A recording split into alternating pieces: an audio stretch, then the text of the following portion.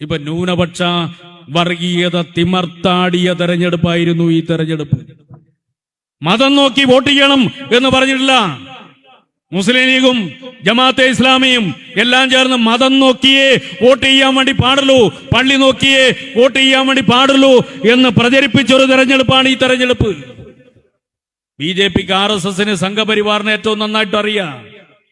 ഇടതുപക്ഷത്തെ ദുർബലപ്പെടുത്തിയാൽ, ഇടതുപക്ഷത്തെ പരാജയപ്പെടുത്തിയാൽ മാത്രമേ ഈ കേരളത്തിൽ BJPക്ക് ശക്തിപ്പെടാൻ വേണ്ടി കഴിയുമെന്ന് അവർക്ക് കൃത്യമായിട്ടറിയാം.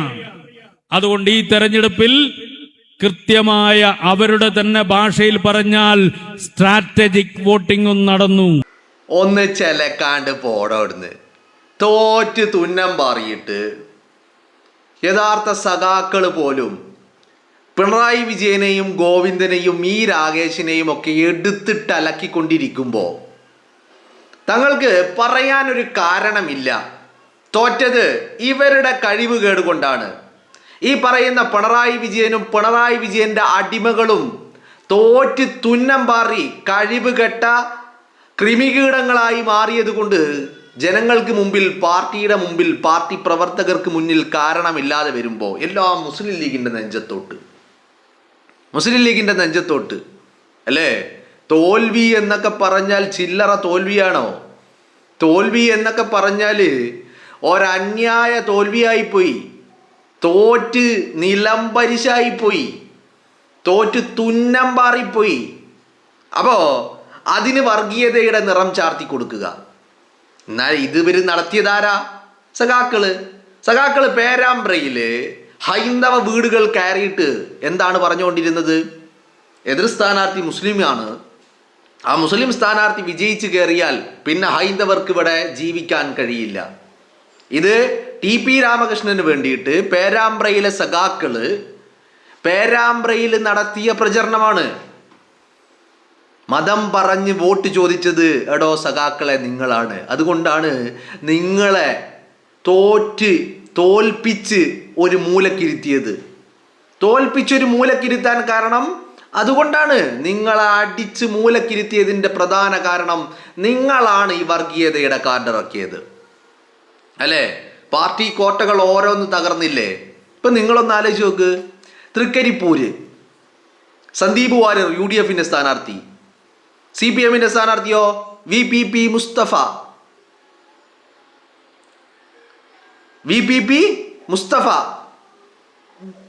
അവിടെ മതം നോക്കിയിരുന്നെങ്കിൽ അവിടെ എങ്ങനെയാകുമായിരുന്നു അവിടുത്തെ ഫലം?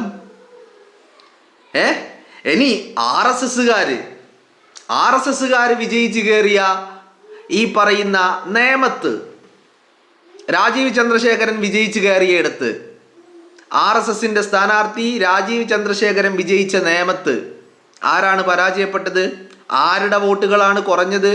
ആരുടെ വോട്ടുകളിലാണ് അടിയൊഴുക്കുണ്ടാക്കിയത്? കൃത്യമായിട്ട് ശിവൻകുട്ടിയുടെ വോട്ടില് അല്ലേ? ശിവൻകുട്ടിയുടെ വോട്ട് കഴിഞ്ഞ തെരഞ്ഞെടുപ്പിൽ ശിവൻകുട്ടിയുടെ ഭൂരിപക്ഷം എത്രയാ?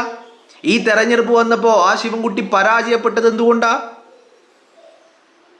ആ നേമത്ത് ഒരു വാർഡ് മുൻ മേയറായിരുന്ന ആര്യ രാജേന്ദ്രനെ ഇന്നലെ ശിവൻകുട്ടിയുടെ ഒരു പ്രസ്താവന വന്നിട്ടുണ്ട്, ഒരു പ്രതികരണം. എന്താണ്? ആര്യ രാജേന്ദ്രന് ചുമതല നൽകിയ ഒരു വാർഡ് 1000-ലധികം വോട്ടിന്റെ ഭൂരിപക്ഷം പ്രതീക്ഷിച്ച നേമത്തെ ആ വാർഡില് ശിവൻകുട്ടിക്ക് വെറും കിട്ടിയത് 58 വോട്ടുകളുടെ മാത്രം ഭൂരിപക്ഷം. ആര്യ രാജേന്ദ്രന്റെ കടുത്ത വിമർശനവുമായിട്ട് നേമത്ത് ശിവൻകുട്ടി വരിക. മനസ്സിലായില്ലേ?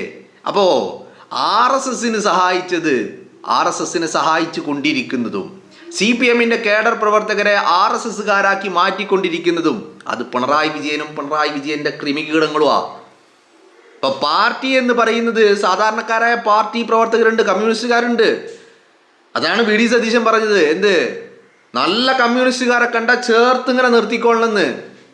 അവരിപ്പോഴും ഉണ്ട്, ഇല്ലെന്നല്ല. പക്ഷേ ഇവരുടെ നേതൃത്വം എന്ന് പറയുന്നത് അത് പിണറായി വിജയന്റെ അടിമകളായി മാറിയിരിക്കുന്നു എന്നുള്ളതാണ് അതിൻ്റെ യാഥാർത്ഥ്യം എന്ന് പറയുന്നത്.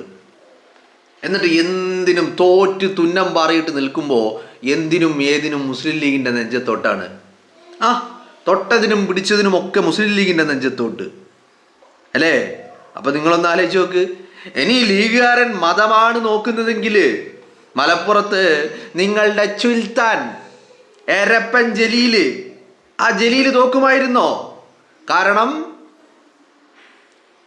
തവനൂർ എന്ന് പറയുന്ന നിയോജക മണ്ഡലത്തില് VS ജോയി എന്ന് പറയുന്ന ഒരു ഇതര മതസ്ഥൻ വിജയിച്ചു കയറിയത് അത് ഈ മുസ്ലിം ലീഗിന്റെ വോട്ട് കൊണ്ടാണ്.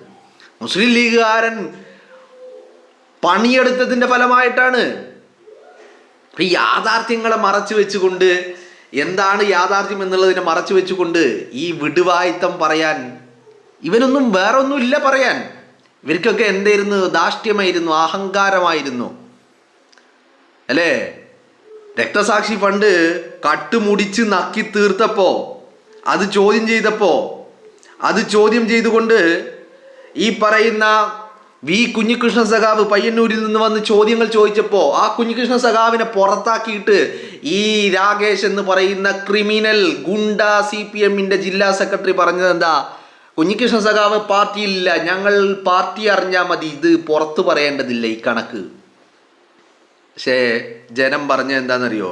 ഇത് പുറത്ത് പറയേണ്ടത് തന്നെയാണ്. ഇത് പുറത്താണ് പറയേണ്ടത്, ജനങ്ങൾക്കറിയേണ്ടതാ. കാരണം ജനം നൽകിയ പണമാണ് ഈ രക്തസാക്ഷിത്വ ഫണ്ട്.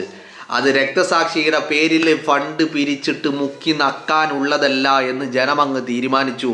പയ്യന്നൂർ എന്ന് പറയുന്ന കോട്ടയിലെ കുഞ്ഞികൃഷ്ണ സഖാവ് പാട്ടും പാടി വിജയിച്ചു. മനസ്സിലായില്ലേ?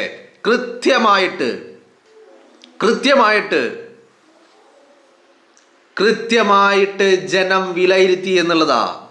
പേരാമ്പ്രയുടെ മണ്ണില്, വടകരയുടെ മണ്ണില് നിരന്തരമായിട്ട് വർഗീയ പ്രചരണങ്ങൾ നടത്തിയവര്, ആ ആളുകള് തോറ്റു തുന്നമ്പാരി, വടകര, നാദാപുരം, പേരാമ്പ്ര, കുറ്റ്യാടി, കൊയിലാണ്ടി തകർത്ത് തരിപ്പണമാക്കി കോട്ടകൾ ഓരോന്നോരോന്നായിട്ട്. ഇപ്പോഴെന്താ? ഇപ്പോ ഈ സഖാക്കൾക്ക് മുമ്പിൽ എന്തെങ്കിലും പറയാൻ വേണ്ടേ? ഒന്നും പറയാനില്ല. തോൽവി അത് ജനാധിപത്യ തോൽവിയാണെന്ന് അംഗീകരിക്കാൻ ഇപ്പോഴും സഖാക്കൾക്ക് കഴിയുന്നില്ല. നിങ്ങളിത് തുടർന്നുകൊണ്ടേയിരിക്കണം. നിങ്ങൾ നിരന്തരമായിട്ട് നിങ്ങൾ ശൈലികളിൽ മാറ്റം വരുത്തരുത്, നിങ്ങളുടെ നേതാക്കന്മാരെ മാറ്റം വരുത്തരുത്. ഇത് തന്നെ തുടരണം. എന്തിനാണെന്നറിയോ? നിങ്ങളുടെ അവസാനത്തെ കനൽ തരിയും നശിച്ച് നാറാണക്കല്ലെടുക്കണം. അത് പാർട്ടിക്ക് എന്ത് പറ്റണം? ത്രിപുരയിലുണ്ടായതുപോലെ, ബംഗാളിൽ സംഭവിച്ചതുപോലെ തകർത്ത് തരിപ്പണമാക്കണം വിജയനും അടിമകളും കൂടിയിട്ട്. നിങ്ങൾ ഒരു കാര്യം ചെയ്യും, നിങ്ങൾ മാക്സിമം എന്തിനും തൊട്ടതിനും പിടിച്ചതിനും ഒക്കെ മുസ്ലിം ലീഗിന്റെ നെഞ്ചിൽ തന്നെ കയറിക്കൊണ്ടേയിരിക്കുക. കാരണം ജനങ്ങളെന്ന് പറയുന്നത് അവർക്ക് നല്ല ബോധ്യങ്ങളുണ്ട്.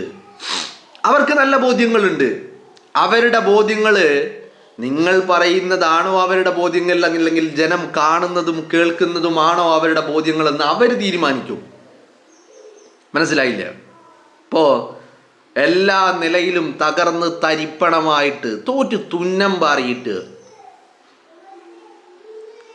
നശിച്ച് നാറാണക്കല്ലെടുത്തിട്ട് ഇപ്പോഴും യഥാർത്ഥ കാരണങ്ങൾ കണ്ടെത്താൻ ശ്രമിക്കാതെ മുസ്ലിം ലീഗിന്റെ നെഞ്ചത്തോട്ട് വരുന്നത് നിങ്ങളുടെ ഏറ്റവും വലിയ പരാജയം അത് തന്നെയാണ്. നിങ്ങളുടെ അഹങ്കാരവും ധാർഷ്ട്യത്തിനും ഇപ്പോഴും ഒരു കുറവില്ല. ആ അഹങ്കാരവും ധാർഷ്ട്യവും മാറ്റി അങ്ങോട്ട് നിർത്തിയിട്ട് ഒന്ന് നേരാവണ്ണം ചിന്തിച്ചു നോക്ക്. പക്ഷെ അങ്ങനെ ചിന്തിക്കുമ്പോൾ എന്താ പ്രശ്നം? ഇതില് ഈ പറയുന്ന വിജയൻ തോൽവിയാണെന്ന് സമ്മതിക്കേണ്ടി വരും, കോവിന്ദൻ തോൽവിയാണെന്ന് സമ്മതിക്കേണ്ടി വരും, KK രാഗേഷ് തോൽവിയാണെന്ന് സമ്മതിക്കേണ്ടി വരും. അങ്ങനെ എല്ലെണ്ണും തോൽവിയാണെന്ന് സമ്മതിക്കേണ്ടി വരും. ഇപ്പം അടിമകളുടെ മുമ്പിൽ ഈ കൃമികീടങ്ങളുടെ നേതാവക്കന്മാരായിട്ടുള്ള മുന്തിയ അടിമകൾ തോൽവിയാണെന്ന് സമ്മതിച്ചാൽ പിന്നെ അതിനേക്കാളും വലിയ തോൽവിയുണ്ടോ? തെരഞ്ഞെടുപ്പിൽ തോൽക്കുന്നതിനേക്കാളും വലിയ തോൽവിയാണ് അത്. ഈ അടിമകളുടെ മുന്നിൽ ഈ മുന്തിയ അടിമകൾ കൂടി തോൽവിയാണെന്ന് സമ്മതിക്കേണ്ടി വന്നാൽ അതിൽ വലിയ തോൽവി പിന്നെ മറ്റൊന്നില്ല എന്ന് നല്ല ബോധ്യ. അതുകൊണ്ട് തന്നെയാ എന്തിനും വിട്ടതിനും പിടിച്ചതിനും മുസ്ലിം ലീഗിന്റെ നെഞ്ചത്തോട്ട്. മനസ്സിലായില്ലേ? എന്തായാലെങ്കിലും നിങ്ങളിത് തുടർന്നു കൊണ്ടേയിരിക്കണം സഖാക്കളെ. ഒരു വിട്ടുവീഴ്ചയോ ഒരു മാറ്റമോ ഒരു ചേഞ്ചോ ഒരു മാറ്റവും നിങ്ങൾക്ക് ഉണ്ടാവരുത്. ഇത് തന്നെ തുടരണം മാക്സിമം. ഞാൻ മുമ്പ് പറഞ്ഞിട്ടുണ്ട്, കോവിന്ദനെ തന്നെ പിണറായി വിജയൻ ജീവിച്ചിരിക്കുന്ന കാലത്തോളം പിണറായി വിജയനും കോവിന്ദനും രണ്ടു പേരും. ഒരാൾ പാർട്ടിയുടെ നേതൃത്വത്തിൽ, മറ്റൊരാൾ ഈ പറയുന്ന എന്താ പറയണ്ടേ പാർലമെന്ററി പാർട്ടിയുടെ നേതൃത്വത്തിൽ മറ്റൊരാൾ. അങ്ങനെ രണ്ടുപേരും മാറി മാറി അതോടുകൂടി എന്താകും, ഈ പാർട്ടി അങ്ങ് തീർന്ന് തകർത്ത് തരിപ്പണമാക്കും രണ്ടുപേരും ചേർന്നിട്ട്. അതങ്ങനെ ഇത് തന്നെ തുടർന്ന് പോവുക. നിങ്ങൾ മനസ്സിലായില്ലേ? മുസ്ലിം ലീഗ് എന്ന് പറയുന്ന പ്രസ്ഥാനത്തിന് ഈ അടിമക്രിമികീടങ്ങളുടെ സർട്ടിഫിക്കറ്റിൻ്റെ ആവശ്യമില്ല. അത്രയേ ഉള്ളൂ. ഈ അടിമക്രിമികീടങ്ങളുടെ സർട്ടിഫിക്കറ്റിൻ്റെ ആവശ്യമില്ല. കാരണം എന്താ അറിയോ, കേരളത്തിൻ്റെ പൊതുസമൂഹം നൽകിയ ഒരു സർട്ടിഫിക്കറ്റ് ഉണ്ട് മുസ്ലിം ലീഗിന്. അത് തന്നെ ധാരാളമാണ്. മനസ്സിലായില്ലേ? കരഞ്ഞുകൊണ്ടേയിരിക്കുക. ആ കരച്ചിൽ നിർത്തരുത്. ഇത് തുടരണം നിങ്ങൾ എന്നുള്ളതാണ് പറയാനുള്ളത്.